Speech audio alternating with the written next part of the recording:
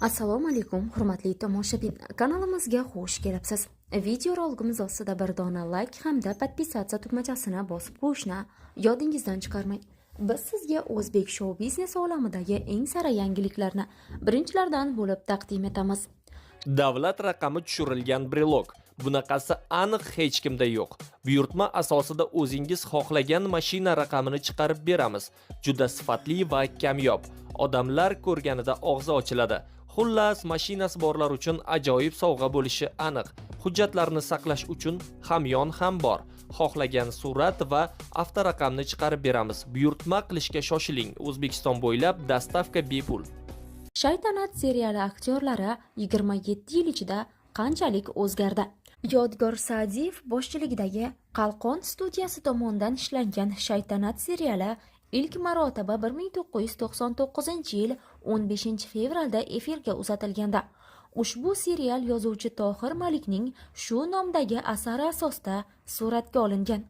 Unda taniqli ijodkorlar Yodgor Sa'diyev, Begzod Muhammad Karimov, Gulchehra Jamilova, Bahrom Matjonov, Po'lat Said Qosimov, Xayrulla Sa'diyev, Ra'no Shodiyeva, Karim Mirxodiyevlar rol ijro etgan edi.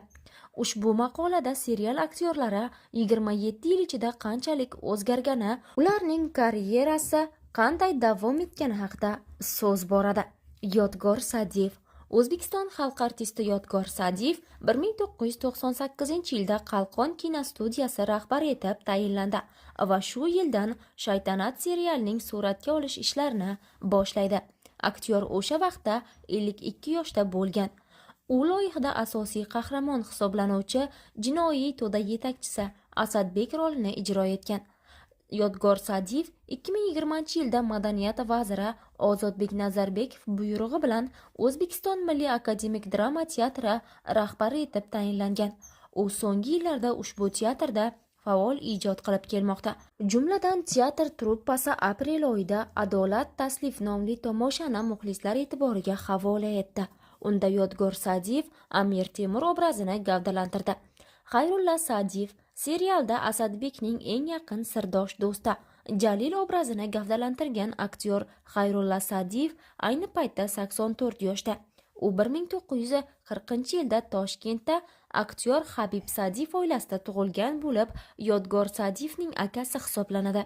O'z faoliyatini teatr sahnasida boshlab, 1990-yilda SSSR xalq artisti unvoni bilan mukofotlangan. Shuningdek, 2005-yili Mehnat shuhrati ordeni bilan taqdirlangan. Aktyor 2020-yilda O'zbekiston kino arboblar ijodiy uyushmasi raisining maslahatchisi etib tayinlangan. Ushbu uyushmaga taniqli ijodkor Matyoqub Matjonov rahbarlik qiladi. O'shanda san'atkor 5-studiya bilan ijodiy hamkorligini ham davom ettirishi ma'lum qilingan edi. U kichik kinosevarlarning Zumrasha jurnali badiiy rahbari ham hisoblanadi. Begzod Muhammad Karimov serialda qo'shiqchi Elchin obrazini gavdalantirgan. Aktyor Begzod Muhammad Karimov Toshkent teatr va rassomchilik san'ati institutini tamomlagan. 1988-yildan buyon O'zbek Milliy akademik drama teatrida faoliyat yuritib kelmoqda. 2000-yili O'zbekiston Respublikasida xizmat ko'rsatgan artist unvoniga sazovor bo'lgan. Afisha Uz 2024-yil boshida aktyor bilan katta intervyu e'lon qilganda, unda san'atkor bugungi o'zbek kinosi va teatrdagi muammolar, Amir Temur va Elchin rollari, AQShdagi hayoti, Vaynerlar hamda boshqa mavzular haqida gapirib o'tgan edi. Gulchehra Jamilova. O'zbekiston xalq artisti Gulchehra Jamilova serialda Asadbekning ayoli Manzura rolini ijro etgan. Aktrisa Toshkentda ziyolilar oilasida dunyoga kelgan. Ota-onasi farmatsevtika sohasida faoliyat yuritishgan. Oilada 3 qiz va 1 o'g'il farzand bo'lishgan. U bolaligidan aktrisa bo'lishni xayoliga ham keltirmaganini aytgan. Gulchehra Jamilova 2023-yilda rejissyor Muzaffarxon Erkinov tomonidan suratga olingan Abdulla Oripov filmida shoirning rafiqasi Hanifa Mustafoyevaning keksalik davrini gavdalantirdi. Film Abduqayyum Yo'ldoshev va Muqaddas Usmonova ssenariysi asosida tasvirga olingan bo'lib, bu jarayonda shoirning turmush o'rtog'i ham ko'maklashgan.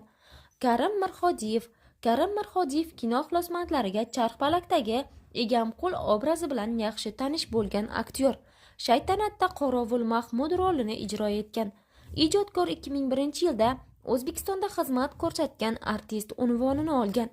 Aktyor so'nggi paytlarda Zulfiqor Musoqov rejissyorligidagi Umid filmida suratga tushdi. Loyiha Kinematografiya agentligi buyurtmasiga binoan O'zbek film kinokamerasini tomonidan suratga olindi. Aktyor Ahmad Berdimuhammedov seriallarda Asadbekning soqchisi Jamshid rolini o'ynagan. Uning tashqi ko'rinishi va xatti-harakatlari bu rolga juda mos tushgan deyish mumkin. U aktyorlardan tashqari tekvando bilan shug'ullangan va 2000-yilda tekvando bo'yicha jahon chempioni bo'lgan. 2010-yilda AQShga borib, Nyu-York kino akademiyasining rejissyorlik kurslarida tahsil olgan va Oskar mukofoti taqdimot marosimining maxsus 7 tansoqchilaridan biri bo'lgan. U hozirda AQShning Kaliforniya shtatida Los-Anjeles shahrida istiqomat qiladi. Madina Muxtorova serialda shifokor Mardona rolini qoyilmaqom tarzda ijro etgan aktrisa Madina Muxtorova hozirda 61 yoshda. Muxtorova Madina aktrisa sifatida ko'plab spektakllarda va 10 dan ortiq filmlarda ishtirok etgan. 50 ga yaqin film va multfilmlarni dublyaj qilishda ham o'z hissasini qo'shgan. Aktrisa filmlarda ko'p rol o'ynamagan bo'lsa-da, tomoshabinlarga Tog'li kuyov filmidan yaxshi tanish. O'zbekistonda xizmat ko'rsatgan artist unvoniga sazovor bo'lganligi aytib o'tilgan. Ra'no Shodiyeva saraton bilan 2 yil davomida kurashib, unga yenggan aktrisa hisoblanadi. Serialda Asadbekning qizi Zaynab obrazini gavdalantirgan. O'shanda aktrisa 19 yoshda bo'lgan. O'zbekistonda xizmat ko'rsatgan artist hozirda aktyorlik faoliyati bilan bir qatorda blogerlik bilan ham shug'ullanib kelmoqda. U Safiya va Dena brendlarining rasmiy ambassadori hisoblanadi. Farhod Abdullayev serialdagi qimorboz Muradulla, ya'ni Xumkalla roli bilan teletomoshabinlar mehrini qozondi. U bunga qadar O'zbek davlat drama teatri aktyori bo'lgan va bir necha filmlarda epizodda ham ikkinchi darajali rollarni gavdalantirgan. U hozirda teatr aktyori va rejissyor, telekanallarda boshlovchi bo'lib faoliyat yuritadi. San'atkorning eng oxirgi ijodiy ishlaridan biri 2024-yil oktyabr oyida premyerasi bo'lib o'tgan Pandemiya filmi hisoblanadi. Ra'no Zakirova O'zbekistonda xizmat ko'rsatgan artist Ra'no Zakirova serialda shifokor obrazida ko'rinish bergan. Ushbu rol aktrisa uchun mashhurlik ufqlarini ochishda yaqindan ko'maklashgan. Aktrisa Ra'no Zakirova sulolasi vakili emas va buni doimiy ravishda ta'kidlab keladi. San'atkor ayni vaqtda o'g'li Umid Zakirov va kelini Dilbar Zakirova bilan birgalikda Instagram uchun turli oilaviy videoroliklarni suratga oladi. Ta'kidlash joiz, uning farzandi va kelini mashhur blogerlar hisoblanadi. Aktrisa ularning videolarida tez-tez ko'rinish bermoqda.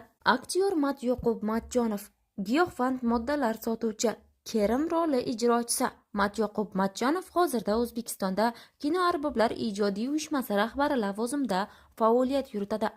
Jurnalistlar Matjonovdan nega rejissyorlikka qo'l urmaganligi haqida so'rashganida, rejissyorlik qilishdan ko'ra rol o'ynash uchun zavqliroq ekanligini aytib o'tgan. Ijodkor rejissyor Ilhom Muhammadberganovning Adolat filmida bosh rolni ijro etdi. Film 2025-yil yanvar oyida premyera qilinadi.